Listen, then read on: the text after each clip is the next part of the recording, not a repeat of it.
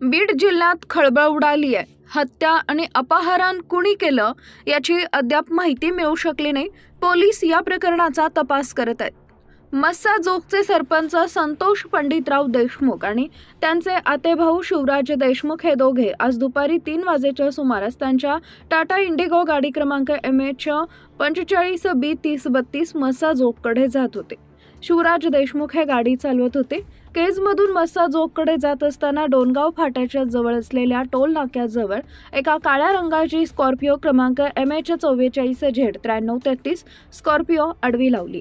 त्या गाडीतून 6 इसम खाली उतरले। त्यातील एकानं दरवाजाची काच दगडानं फोडून गाडीत पाहिलं आणि दुसऱ्यानं डाव्या साईडच्या बाजूला जाऊन सरपंच संतोष देशमुख यांच्या बाजूचा दरवाजा उघडून त्यांना खाली ओढलं।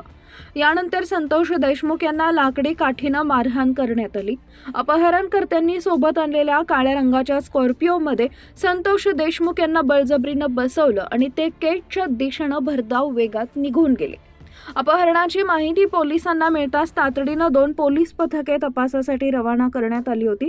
पोलिसांना संतोष देशमुख यांचा मृतदेह केज ते नांदूर घाट रस्त्यावर दहिटणा फाटा इथं मिळून आला। मैताच्या अंगावर मारहाणीचे आणि शस्त्राचे वार आहेत। पोलिसांनी मृतदेह ताब्यात घेतलाय। घटनेची माहिती मिळताच मस्साजोग येथील नागरिक मोठ्या प्रमाणात पोलीस ठाणे आणि उपजिल्हा रुग्णालयाच्या परिसरात जमा झालेत। आरोपींना अटक होईपर्यंत मृतदेह ताब्यात घेणार नाही असा पवित्रा नातेवाईकांनी घेतलाय। पोलिसांनी या प्रकरणात तात्काळ आरोपींना अटक करावी, अशी नेमकी हत्या का घडली याचा शोध लावावा अशी मागणी खासदार बजरंग सोनवणे यांनी केलेली आहे।